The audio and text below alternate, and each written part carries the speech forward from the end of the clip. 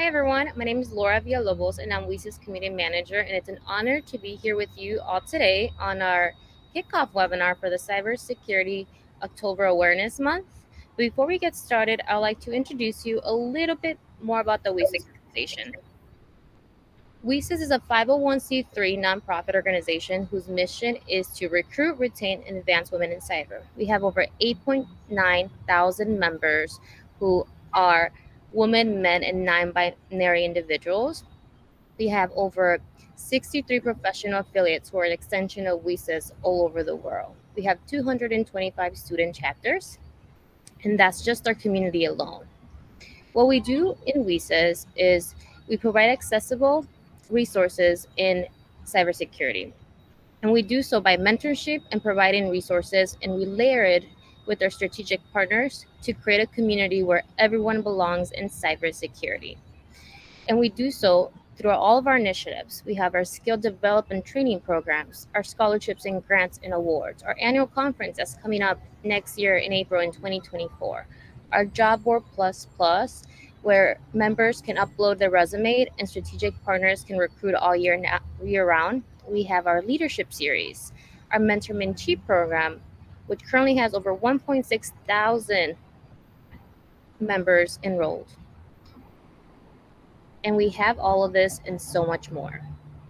And for the purpose, and we all this are wonderful initiatives to our strategic partners, our tier one strategic partners: Akamai, Amazon, AT&T Cybersecurity, Battelle, Bloomberg, Carnegie Mellon University Software Engineer Institute, Cisco, Fortinet, Google, Lockheed Martin, Microsoft, Optum, Sandia National Laboratories, and SentinelOne. And for the purpose of today's webinar, we encourage you to ask questions throughout the webinars. We have the experts here today, and they will be answering the questions live after we're done. And if you haven't done so already, please subscribe to the WiCyS newsletter at wicys.org to learn more about WiCyS. And without further ado, I'd like to introduce you to Sarah from our Fortinet team to talk about bolster your cybersecurity 14 strategies. Sarah, take it away. Great. Thanks so much, Laura, and thanks so much, everybody, for joining today. I'm really excited to talk to you about keeping yourself secure online. It's a passion of mine in the work that I do, and I'm excited to share it with an audience of women in cybersecurity, which is very exciting. So technology, whether you work in cybersecurity or not, is obviously a big part of everyone's daily routine. And the risks of online threats, they're real and they're prevalent as we navigate this digital world. So this webinar, we're just going to focus on strengthening cybersecurity. And I want to give everybody 14 simple and effective strategies to safeguard your personal information when you're online. So before I jump too much into it, I'm just going to give a quick overview of Fortinet, the company I work for. So I'm the manager of content development for our Security Awareness and Training Service, and that's part of the Fortinet Training Institute. But Fortinet as a whole, we're looking to make possible a digital world that you can always trust, right? So our mission is to secure people, devices, and data everywhere. So part of this webinar, we want to secure you, the people, and we want to help you to secure your devices and your data online. And just a little bit of background information about Fortinet. So we have a very large global customer base, over 660,000 customers. In 2022, our billings were over $5 billion.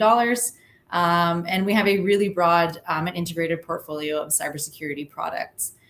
So one kind of fun fact about Fortinet is that we were founded in October of 2000 by Ken and Michael Z, and they actually still run the company today. So they've been around a while, and they're sort of continuing to lead this ship. So before I get started giving everybody the tips that we can use, 14 tips to stay safe online, I want to give you a couple of stories. So for this first story, I'd like you to picture this. So you've just been offered a promotion. You're continuing your current duties at work and you're really busy. So you see an email pop in about a new contract that you need to look at before your promotion goes through. You don't really take the time to look at it too closely because you're expecting to receive an email like this. So you click on the attachment. You got to get it done quickly. You want to get back to finishing up on what you're working on. But instead of the attachment opening, you get a pop-up that enthusiastically exclaims that you've opened an attachment in a phishing email. Thankfully, it's a simulated phishing email. So in this scenario, did I mention that you work in cybersecurity, training people how to spot, detect, and avoid clicking on these types of links or opening these types of attachments? So you might be able to guess that was me, and this is a true story. I'd love to be able to say that I was just trying to test what the pop-up looked like, how the training recommendations flowed after that, but that would be a lie. I got tricked, and it really happened so fast, and it can happen to anyone. So Laura, if we can right now, I'd like to pop up that first quick poll. And so the poll is asking whether or not you've ever clicked on a simulated phishing link. So let me see.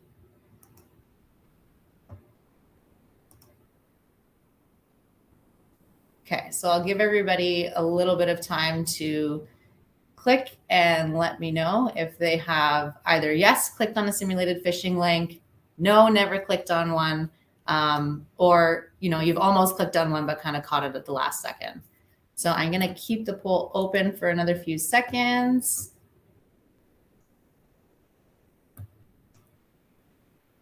And Laura, you can let me know if this poll is not working.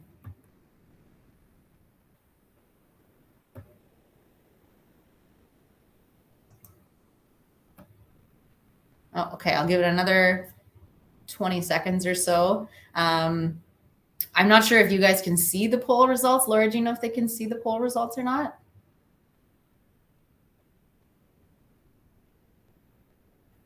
No? Okay. So whether or not you can see these links, so we've got 27% of people have said yes. They have clicked on a link, so thank you very much for your honesty.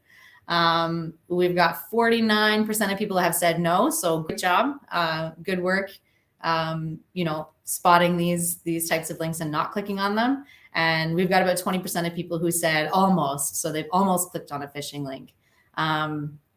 And so these phishing emails, they're designed to work, and they're designed to trick you. So it's okay to get tricked, but we're going to learn a little bit more about how to recognize these types of emails and how to avoid them. So one more story before we hop into it. And again, I want you to picture this again. So you're working away, you get a voice message pop up on your phone. Again, you're very busy. You think it's like a little bit weird, but it's your VP of sales. They're asking you to send some confidential information quickly because they're running into a client meeting. They need it as soon as possible. The message sounds just like them, and it's a plausible scenario, so you send it over via email. Did I mention you work in cybersecurity and you deploy software at some of the most secure companies in the world? So this wasn't me, but this was my really good friend. It happened very quickly again. He was busy doing a whole bunch of other things, and he didn't quite trust that gut instinct telling him, that it was a little bit strange. So after he sent the information, he thought twice about it, and he immediately reported it, and they were able to contain it before any more damage was done. So why am I telling you a couple of potentially embarrassing stories of two cybersecurity professionals? Well, I really just want to show you that, a cybersecurity incident can happen to anyone. It happens all the time, and it can happen really fast. And I really just kind of want to show you that even if you can avoid clicking on one malicious link or opening one attachment after watching this, that it was worth your time. So the reason we hear so much about phishing emails, text messages, voicemails, is that they're really everywhere. It's easy to get tricked, even if you work in cybersecurity, and especially if it pops in when you're not quite fully paying attention. So the point of this webinar, of course, is to show you some of the dangers that are out there. But I really want you to leave with simple things like paying attention, thinking critically about messages that you get, that it can really make all the difference in this, really intense and escalating battle between good and evil, so to speak, online. So to do this, I'm going to take you through a 2-week journey. So 14 days, so you can see where the 14 tips come from. And this can serve as a really basic plan for you with some easy actions you can take in your real life, both online, at home, and at work, just to make sure you're doing those simple things right when it comes to cybersecurity. So days 1 through 8 are shown up here, and then days 9 through 14 are related to these topics here. So let's hop into day 1. So day 1 and day 2, we're going to be looking at our online presence. So for day 1, we're going to start simple, and we're going to look at passwords. So they need to be strong and unique. We know this, but what makes a great password? So they need to be long. The longer, the better. It's often needs to be more than 8 characters, but the more you can put in there, the better. We want to avoid words that are easy to guess, like password 1 2 3 4 5 6, admin 1 2 3, or any that are easy to guess based on personal information. So, for example, the name of your cat or your kid, or a sport you really love. You want to use a mix of characters, uppercase, lowercase, numbers, special characters, and symbols. And ideally, you can use more than one word, so a passphrase. You want it to be easy for you to remember, but hard for someone else to guess. And one really, really important thing is not to reuse these passwords across devices. And hands up if you're guilty of that. So I want to take a quick second to show a fun tool online. And this is from Bitwarden. So this is just a fun way to check the strength of your password. So let's start by using something simple like the word password. So as you can see here, this password is very weak. It would take less than a second to crack. Now let's try something, a little bit of a random password. So let's start with, let's go chickens. Oh, hold on, I'll spell it correctly here. Chickens wear hats.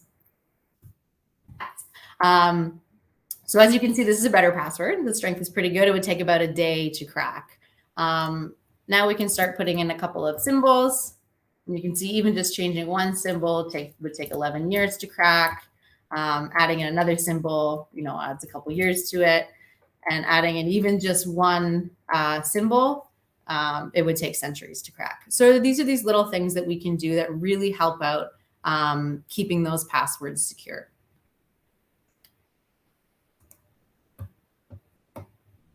Okay, so back to the screen.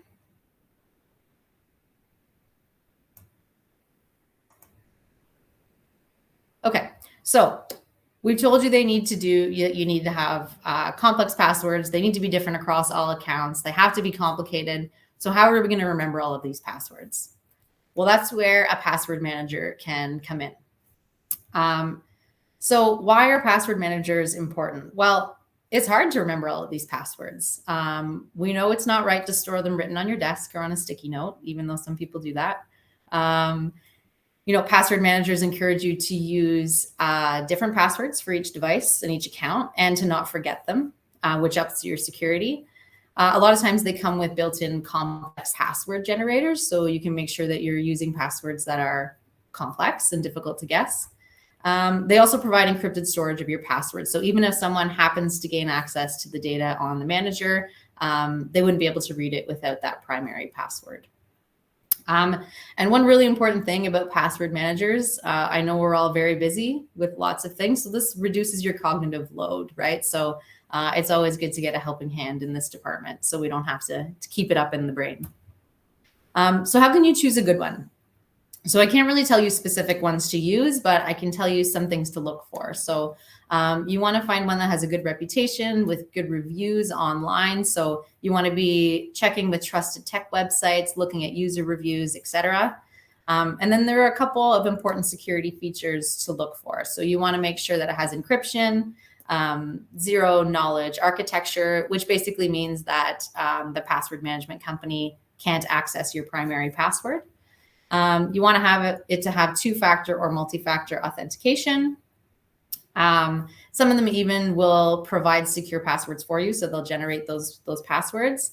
And there's also the option, some of them will do a security audit on your passwords, so they'll flag your passwords that are not quite complex enough, or they'll even let you know if they've been compromised online. So after 2 days, our passwords are in much better shape. So let's move forward, and we're going to talk a little bit about digital safety. So days 3 and 4, we're going to start by learning. So you want to educate yourself and stay informed. So attend some webinars. So you can all just check off day 3 already because you're here. So good job. And talking about yearly and ongoing training, take the training, try and learn some stuff from it. We all know that not everybody loves compliance training. Trust me, we can almost hear the collective groan when we push the live button on a campaign. But I swear we're all doing our best in the industry to make it short and sweet training, everything you need to know to stay safe online. We're trying to make it as engaging and non-time consuming as possible. We know everyone's busy, but we also know that this stuff is really important for people to learn to stay safe.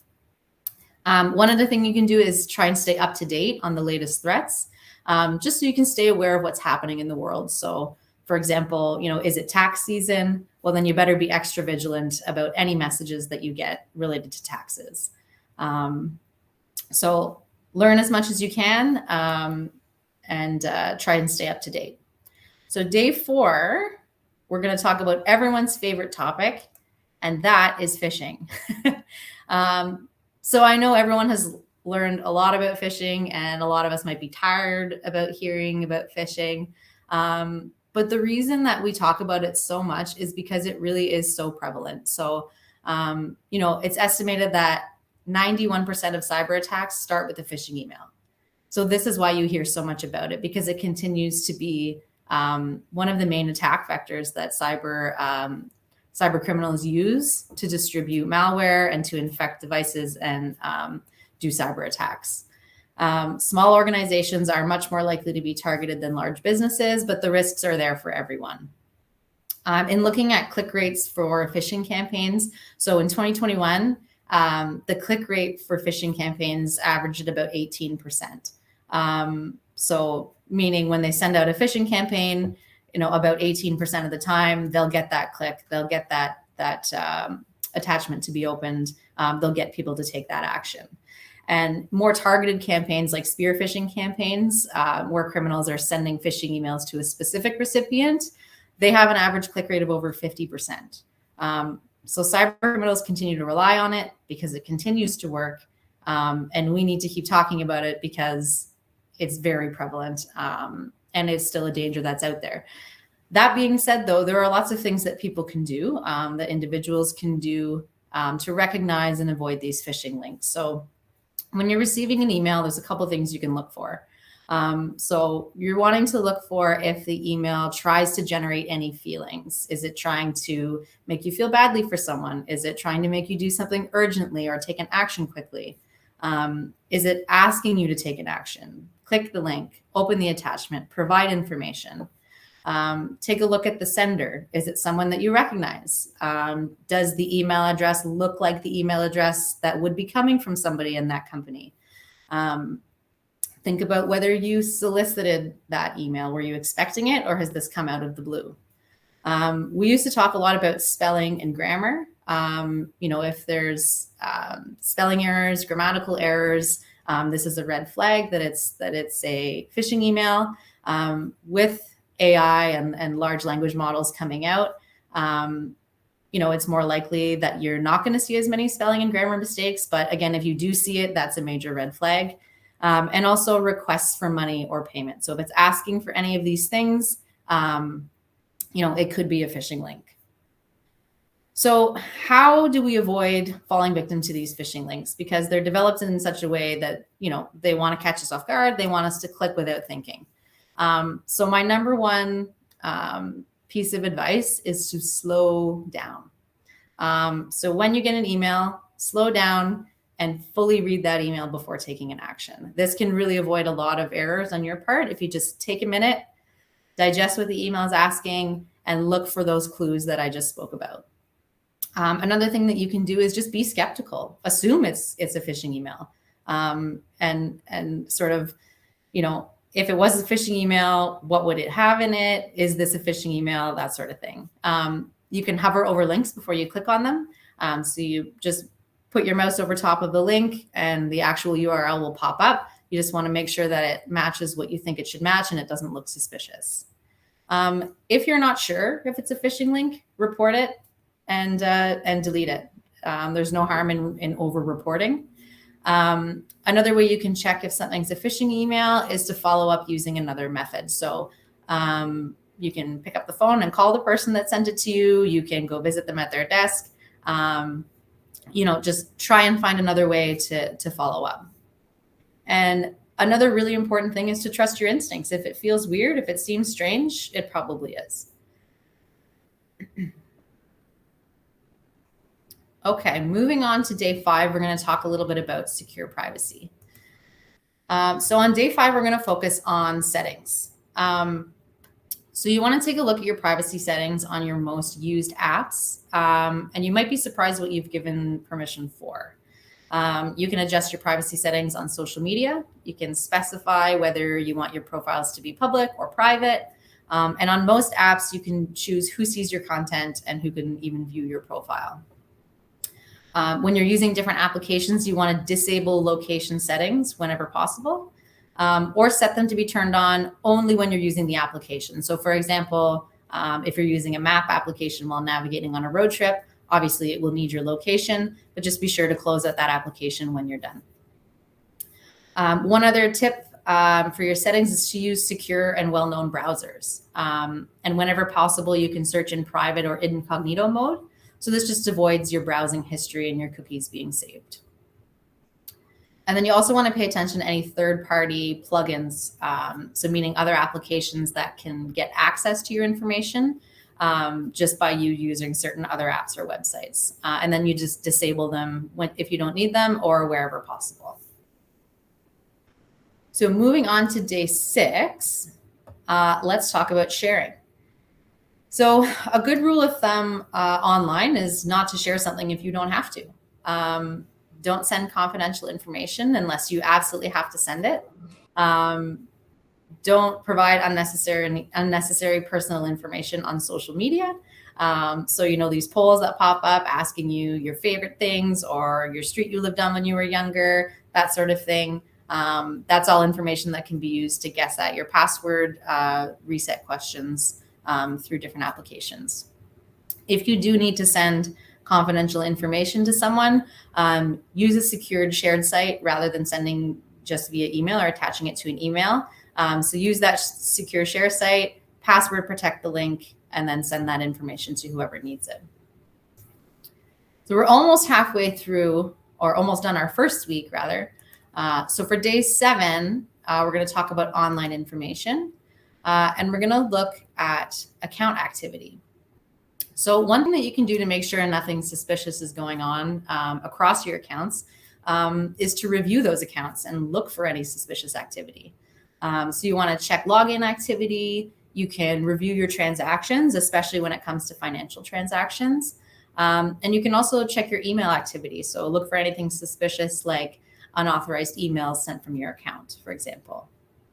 And you can also, in most applications or most software, set up notifications for suspicious activity. So you can look for notifications for logins or attempted logins. You can set up transaction alerts for any transactions above a certain amount in your financial accounts. You can activate notifications for things like password changes or reset attempts. So just keep an eye on those accounts just to kind of see what's going on and if anything seems out of the ordinary or anything was not initiated by you. Day 8, we're going to talk about using secure Wi-Fi. So we've all been there where you're somewhere public and you need to get online and you have to use the public Wi-Fi. So my advice is to avoid unsecured public Wi-Fi whenever possible. especially if you're performing sensitive transactions like banking, logging into secure websites that contain your personal or confidential information. If you do need to use public Wi-Fi, exercise some caution. If you can, use a VPN or a virtual private network whenever possible. So this just encrypts your internet connection. So even if a cyber criminal has breached the Wi-Fi, your activity is going to be encrypted and they won't be able to read it. After you've disconnected, you want to make sure that you forget the network. And that's just to make sure that you don't automatically reconnect in the future without you knowing. And you also, so if you're in a public place like an airport or a conference center, just make sure it's the official network of the public place that you're in, and not a rogue network that's been set up by cyber criminals. So you can do this by simply asking someone, or you can check their website to make sure it's the correct one. So we're past halfway and we're into week 2. We're feeling a little bit more secure. So now we're going to look at digital impact for day 9, and we're going to talk about downloads. So when we're downloading things, you want to make sure that you're only downloading from trusted sources, official platforms, and websites. So one way to do this is to look at reviews and ratings when you're downloading from app stores. If you're downloading things from email, you want to make sure it's coming from a trusted source. You want to look for those phishing clues that we discussed a little bit earlier. And you want to scan the attachments using antivirus software wherever possible. When you're being sent an attachment, so you want to check file extensions. So those are the .doc, .pdf, .xls that you see at the end of a file name. So you want to avoid executable files or practice extreme caution. So these are extensions like .exe, .dng, .apk. So these executable files allow files to make changes to your system. So you really only want to download those if you are 100% sure they come from a trusted source and that you need them. So exercise caution when you're downloading pretty much anything. You just want to make sure it's coming from the right place and that you actually need to download it. Moving on to day 10. Shared devices. So anytime you need to use a shared device, I just want you to always assume that anything you're doing on that shared device could potentially be accessed by other people. So you want to avoid sharing or accessing confidential or sensitive information, of course. If you're using a browser on the shared device, you definitely want to use private browsing or incognito mode so it doesn't retain your information. And you want to make sure that your login information is not being saved on the device. So you can check the browser settings and make sure it's set to not remember passwords. And wherever possible, use a guest account to log into different websites and software. And always log out of shared devices or accounts. That way the next person that comes on doesn't get to access your account. Okay, we're moving along and we're getting to day 11. So day 11, we're going to talk about updates. I know it's annoying when you're working away and you have a bunch of things open and you get a reminder that you need to update a certain piece of software, and you know it's going to require a restart and you don't want to close everything you have open. But I'm here to ask you to please do those updates because it's really important to update regularly. So why is it important? So those updates almost always include security updates and patches, and often it's for like a specific vulnerability that has been found by that company. So it's really important to do those updates because sometimes you need to protect that application against those vulnerabilities. And also, usually they're updating because they've improved something, right? So it can enhance the performance of your software, the app, the system, the website.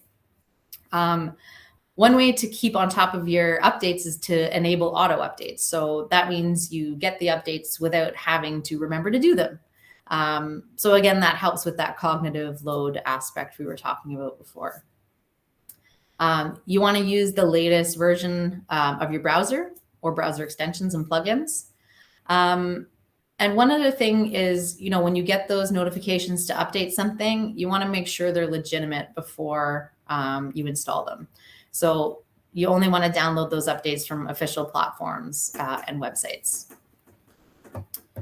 Okay, so we're all the way at day 12, and we're going to talk about something called multi-factor authentication. So you may or may not know what multi-factor authentication is, but I know for sure that you've used it. So basically, multi-factor authentication is just a security mechanism that requires 2 or more verification factors before you get access to something or to a resource. So basically, it just makes sure that the person that's requesting access is actually the person that they claim to be. So there's usually 3 components to multi-factor authentication. So it's something like a password, something you have, like a token or a smart card, and then something you are, like a fingerprint, facial recognition, or an iris scan, etc. So now we know what it is. So why is it important? So really, it just adds an additional layer of security. And it really specifically helps protect against phishing. So even if a cyber criminal can get a hold of your password, they still need another form of authentication to break into your applications or to your accounts. So set up that multi-factor authentication whenever you can, especially on your email accounts, and especially for secure transactions like financial transactions. Is multi-factor authentication foolproof? No, definitely not. It is not perfect, but it's a good step. So if you can think of it just as an additional layer of security, but not 100% guarantee of security, then that's what it is. It's just that extra layer to try and make sure that you are who you are when you're trying to access your accounts. Okay, we're getting there. We're getting towards the end of the week. Let's look at day 13. Now this is, looking at the last 2 days, if you remember nothing of what I have said from the start to now, I want you to remember these last 2 days, these tasks, okay? So, excuse me, I'm just gonna have one quick sip of water because this is so important. Okay, so day 13, I want you to trust your gut. So like in my example from my second story, my friend knew it was kind of weird, but he was in a rush. He didn't want to let the VP down, so he just sent it anyway. Trust your gut. If it feels off, it most likely is. There really is no harm in reporting something to your IT department. Worst case, you're wrong, and they thank you for being vigilant. Best case, you've avoided a phishing attack.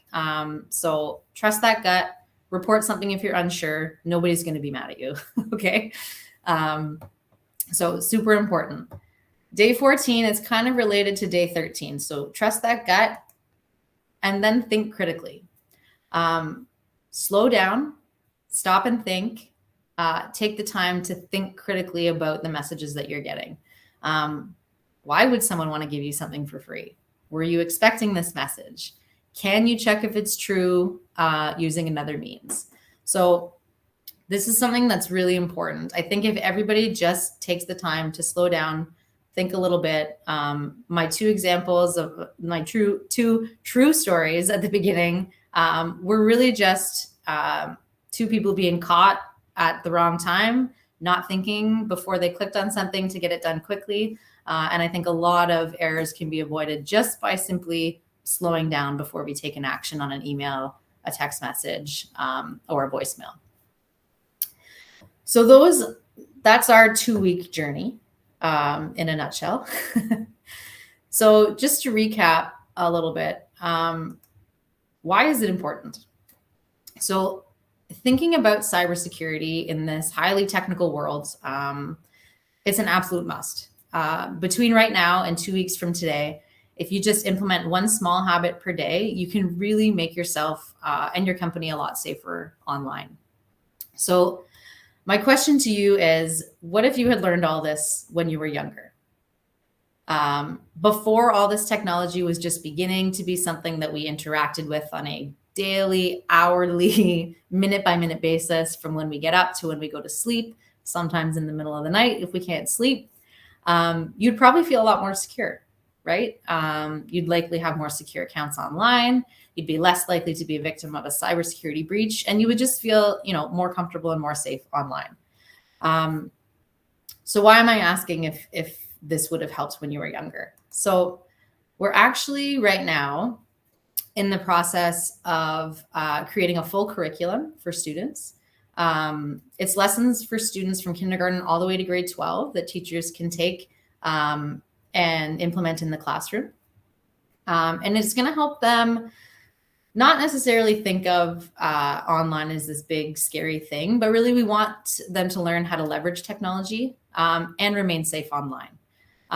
So, we all know there's a very large cybersecurity skills gap out there. So with this curriculum, yes, we want to make students aware of how to stay safe online, but we also want to introduce them to the cybersecurity field and some careers that can stem from that.